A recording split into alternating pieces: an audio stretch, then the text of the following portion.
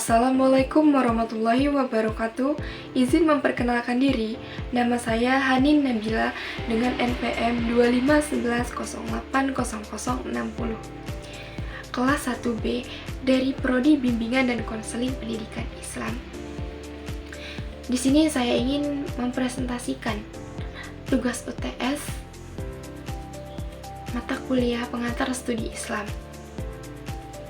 yang berjudul Sejarah Perkembangan Islam dari Masa ke Masa. Baik, langsung saja saya akan memaparkan materi mengenai sejarah perkembangan Islam dari masa ke masa.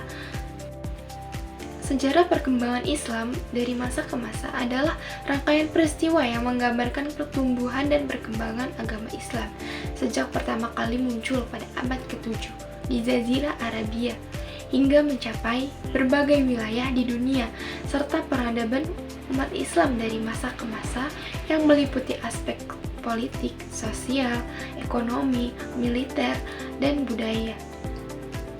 Perkembangan Islam dari masa ke masa terbagi menjadi 4, yaitu Islam di masa Nabi Muhammad SAW, Islam di masa Al-Khulafa Al-Rasyidun, Islam di masa dinasti Umayyah dan Abbasiyah, dan Islam di abad pertengahan dan modern. Islam di masa Nabi Muhammad SAW pada tahun 610 sampai 632 Masehi. Sejarah Islam pada masa Nabi Muhammad memiliki dua pendapat tentang awal mulainya. Pertama, dimulai sejak Nabi Muhammad diangkat menjadi Rasul. Kedua, dimulai sejak hijrahnya Nabi Muhammad dari Makkah ke Madinah pada tahun 622 Masehi yang menjadi awal kalender Hijriah. Rasulullah berdakwah melalui beberapa tahap. Pertama, secara diam-diam di lingkungan keluarga dan sahabat terdekatnya, yang berlangsung sekitar 3 tahun. Kedua, Nabi Muhammad berdakwah kepada keturunan Abdul Muthalib. Ketiga, Nabi Muhammad berdakwah kepada semua orang setelah turunnya wahyu, yakni seperti yang tertuang dalam Al-Quran Surah Al-Hijr ayat 94 yang berbunyi Fasda bima tu'maru al-rida anil musyrikin, yang artinya, maka sampaikanlah Nabi Muhammad secara terang-terangan segala apa yang diperintahkan kepadamu dan berpalinglah dari orang-orang musyrik. Periode masa Islam pada Nabi Muhammad dibagi menjadi 2, yaitu masa Mekah dan masa Madinah. Pada masa Mekah, Nabi dan pengikutnya mendapat tekanan dari suku Quraisy, sehingga beberapa pengikutnya diungsikan ke Abyssinia untuk mencari perlindungan. Setelah wafatnya istri dan kepala suku yang mendukungnya, Nabi Muhammad membuat perjanjian dengan penduduk Yastrib atau Madinah pada tahun 620 Masehi. Kemudian, Nabi Muhammad hijrah ke Yastrib atau Madinah. Di Madinah, umat Islam terbagi menjadi 2 kelompok, yaitu Muhajirin dan Ansor. Muhajirin adalah pengikut Nabi yang hijrah dari Mekah, dan Ansor adalah penduduk asli Madinah yang menerima dan membantu mereka. Islam di masa Al-Khulafa Al-Rasyidun pada tahun 632 sampai 661 Masehi. Setelah wafatnya Nabi Muhammad, umat Islam mengalami perselisihan terutama dalam menentukan pengganti Nabi Muhammad. Ada 2 kelompok utama, yaitu Syiah yang menganggap Nabi Muhammad sudah mewasiatkan penggantinya, dan Sunni yang tidak percaya adanya wasiat tersebut dan memilih pemimpin melalui mufakat di Saqifah Bani Sa'dah. Orang-orang terpilih yang meneruskan dakwah Rasulullah selanjutnya adalah Abu Bakar, terpilih sebagai khalifah pertama pada tahun 632 sampai 634 Masehi. Abu Bakar terpilih sebagai pemimpin atas usul Umar bin Khattab. Ketika itu, usia Abu Bakar menginjak 61 tahun. Pada masa Abu Bakar, banyak orang Islam yang kembali murtad dan memberontak dengan alasan enggan untuk membayar zakat. Mereka menganggap bahwa perjanjian mereka dengan Nabi Muhammad telah usai ketika Nabi Muhammad telah wafat. Dalam pemerintahan Abu Bakar berhasil memerangi kelompok pembelut tersebut, dan pada masa pemerintahan Abu Bakar pula lah Al-Quran berhasil dikumpulkan dalam satu mushaf yang tadinya tulisannya berserakan di berbagai benda seperti tulang, pelepah kurma, batu, dan lain sebagainya. Namun, pemerintahan Abu Bakar berakhir sangat singkat. Periode pemerintahannya hanya berjalan selama 2 tahun. Kemudian beliau wafat setelah mengalami penyakit demam di umur yang sama dengan Rasulullah, yaitu 63 tahun, dan beliau dimakamkan di samping makam Rasulullah. Selanjutnya Umar bin Khattab memerintah pada tahun 634 sampai 644 Masehi. Di masa Umar, penyebaran Islam meluas hingga di luar Jazirah Arabia. Bahkan dua kerajaan besar Persia dan Romawi takluk di bawah kekuasaannya. Pada tahun 635 Masehi, Damaskus yang merupakan ibu kota Syria ditundukkan. Setahun kemudian, seluruh wilayah Syria jatuh ke tangan kaum muslimin. Setelah pertempuran hebat di lembah Yarmuk di sebelah timur anak sungai Yordania, pasukan Romawi yang terkenal kuat itu tunduk kepada pasukan-pasukan Islam. Perkembangan peradaban Islam juga sangat maju pada masa Umar. Sejalan dengan perluasan wilayah Islam menjadi sebab banyaknya orang masuk Islam dari berbagai suku dan kalangan baru. Perbedaan bahasa, dialek, pemikiran, dan kebiasaan adalah suatu hal yang lumrah dalam suatu perluasan wilayah. Maka dari itu dibutuhkan ilmu baru untuk memahami agama Islam. Dan pada masa Umar inilah beberapa ilmu tentang Islam ikut dimajukan dan dikembangkan. Tetapi sungguh ironi, pribadi yang mengagumkan dan mempesona itu akhirnya terbunuh di tangan budak Persia yang bernama Abu Lulu Abdul Mughirah. Karena orang-orang Persia sangat merasa dendam kepada Umar yang menaklukkan dan telah menghancurkan negeri mereka. Dan sebab itu mereka mempergunakan budak tersebut untuk membunuh Umar. Umar meninggal dunia dalam usia 65 tahun setelah memerintah selama 10 tahun. Kemudian Utsman bin Affan menjadi khalifah berikutnya. Pada tahun 644 sampai 656 Masehi, kepemimpinan Utsman sangat berbeda dengan kepemimpinan Umar. Utsman mengambil alih beberapa kebijaksanaan yang menimbulkan keresahan masyarakat yang berlanjut pada kerusuhan. Pertama, dia mengangkat kaum kerabatnya pada jabatan-jabatan tinggi negara atau politik nepotisme, yaitu sebagai gubernur dan sekretaris negara. Kedua, ia membubarkan Dewan Pengelola Baitul Mal yang dibentuk pada masa Khalifah Umar dan dijabat oleh Ibnu Abdul Arqam yang terkenal sangat jujur dan berpotensi mengelola Baitul Mal. Kini, badan itu dihapuskan sehingga pengelola Baitul Mal langsung berada di tangan Khalifah. Akibatnya, orang-orang yang dulu mendapat tunjangan dari negara kini tidak lagi. Ketiga, tanah-tanah rampasan perang atau ditinggalkan pemiliknya pada waktu perluasan wilayah di masa Khalifah Umar yang dulu dijadikan milik negara diolah oleh rakyat dan negara memperoleh bagian dari hasil tanah itu. Kini di masa Utsman, tanah-tanah tersebut diperjualbelikan seperti tanah negara yang ada di Basrah dan Kufah dijual kepada Tahlah dan Zubair. Utsman juga memberikan tanah Fadak di Persia kepada Marwan ibnu Hakam dan memperbolehkan Muawiyah mengambil alih tanah-tanah di negara seluruh Syria. Suatu hal yang dilarang keras oleh Khalifah Umar sebelumnya. Akibatnya, banyak keluarga Bani Umayyah dan sahabat-sahabat tertentu yang kaya mendadak, yang hidupnya mewah, melimpah, bercukupan.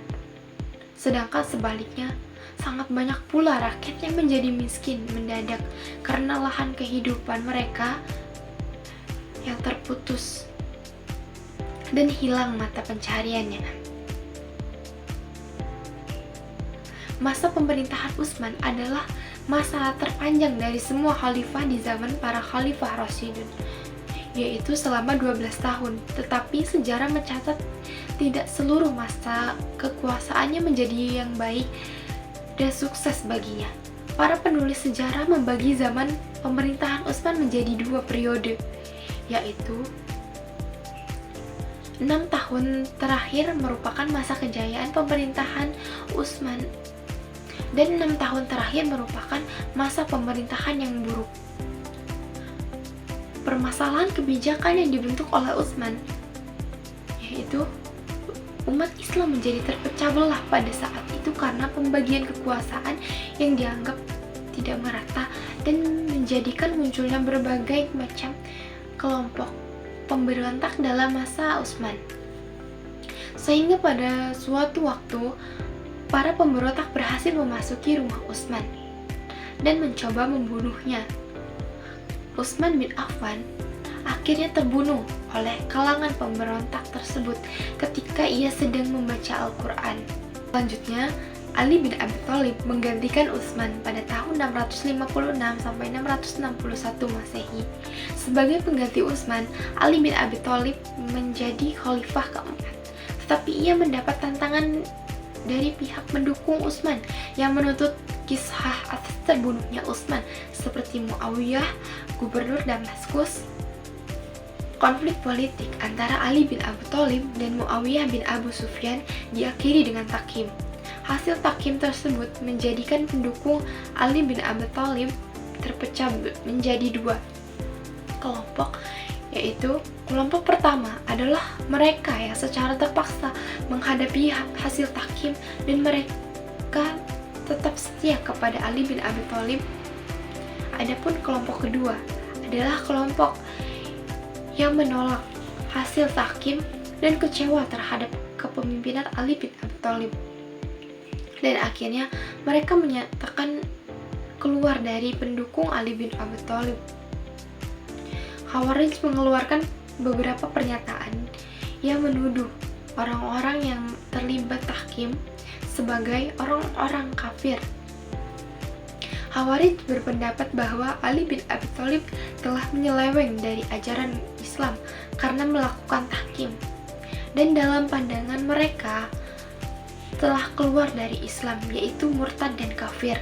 Di samping Khawarij yang menjadi kelompok penentang, Ali bin Abi Thalib memiliki kelompok pendukung yang sangat fanatik yang dikenal sebagai kelompok Syiah. Ali bin Abi Thalib kemudian dibunuh oleh kaum Khawarij. Islam di masa dinasti Umayyah dan Abbasiyah. Setelah Ali terbunuh, kepemimpinannya dilanjutkan oleh Bani Umayyah. Dinasti Bani Umayyah yang didirikan oleh Muawiyah yang berumur kurang lebih 90 tahun. Pada zaman ini, ekspansi yang terhenti pada zaman kedua khalifah terakhir, yaitu Utsman bin Affan dan Ali bin Abi Thalib, dilanjutkan kembali. Di samping ekspansi kekuasaan Islam, Bani Umayyah juga banyak berjasa dalam pembangunan di berbagai bidang. Muawiyah radhiyallahu anhu mendirikan dinas pos dan tempat-tempat tertentu dengan menyediakan kuda yang lengkap dengan peralatannya di sepanjang jalan. Ia berusaha menertibkan angkatan bersenjata dan mencetak mata uang. Meskipun keberhasilan banyak dicapai pada masa ini, bukan berarti laju politiknya stabil.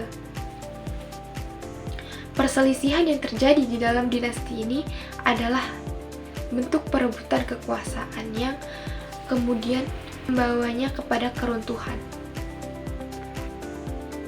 Pada tahun 750 Masehi, dinasti Umayyah berhasil digulingkan oleh Bani Abbas yang bersekutu dengan Abu Muslim al-Khurasani.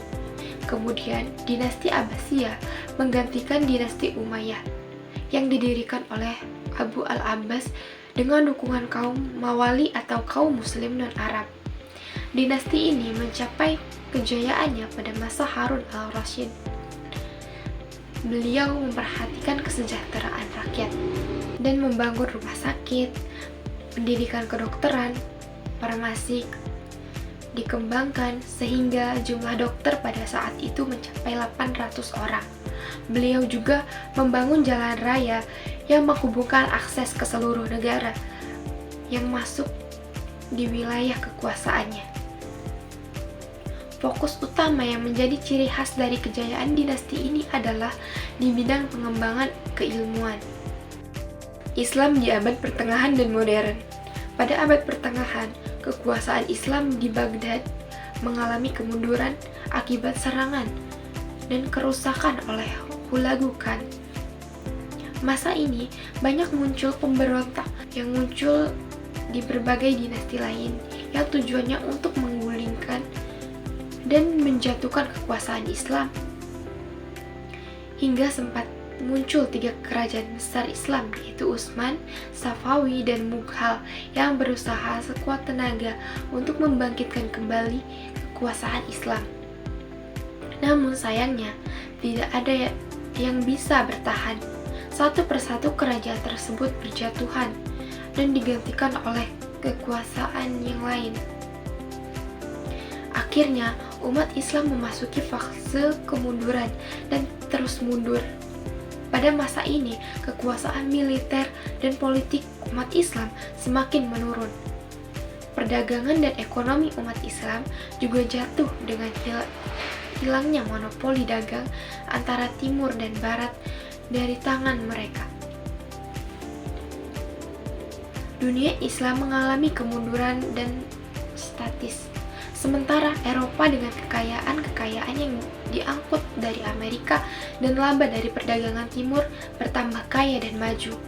Akhirnya, di tahun 1798 Masehi, Napoleon menduduki Mesir sebagai salah satu pusat Islam terpenting.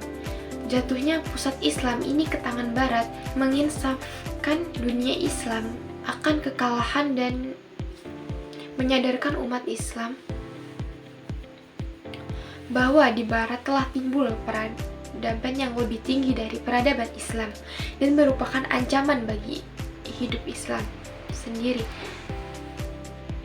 Kemudian periode modern diawali dengan kebangkitan Islam setelah ekspedisi Napoleon ke Mesir yang membawa ilmu baru dan memicu gerakan pembaruan di berbagai negara Muslim termasuk Indonesia. Islam mengalami kemajuan pesat pada masa ini, sehingga Harun Nasution menyebut masa ini adalah masa kebangkitan Islam. Islam masuk ke Asia Tenggara, disebarluaskan melalui kegiatan kaum perdagangan dan para sufi. Hal ini berbeda dengan sejarah Islam di dunia lainnya yang disebarluaskan melalui penaklukan Arab dan Turki. Islam masuk di Asia Tenggara dengan jalan damai dan terbuka dan tanpa pemaksaan, sehingga Islam sangat mudah diterima masyarakat Asia Tenggara. Salah satu contoh perkembangan Islam pada masa ini adalah melalui beberapa faktor seperti kesenian, perdagangan, perkawinan, pendidikan, tasawuf, dan politik. Nah, jadi berdasarkan pemaparan mengenai sejarah perkembangan Islam dari masa ke masa, maka dapat disimpulkan bahwa sejarah perkembangan Islam dari masa ke masa adalah perjalanan panjang dari dakwah Nabi Muhammad SAW hingga kebangkitan di masa modern. Pada masa Nabi Muhammad dan Khulafa Rasyidun, Islam tumbuh pesat secara spiritual dan politik. Di masa dinasti Umayyah dan Abbasiyah menjadi puncak kejayaan Islam dalam ilmu dan peradaban, meski kemudian mengalami kemunduran akibat konflik dan serangan dari luar. Kemudian masa pertengahan dengan berbagai tantangan, dan masa modern, Islam kembali bangkit melalui gerakan pembaruan dan penyebaran damai ke berbagai wilayah, termasuk Asia Tenggara. Demikian dari pemaparan materi yang dapat saya sampaikan. Mohon maaf jika ada kesalahan atau keliruan saat pengucapan kata dan kalimat. Dan semoga materi yang telah saya sampaikan bisa bermanfaat. Wabillahi taufik wal hidayah. Wassalamualaikum warahmatullahi wabarakatuh.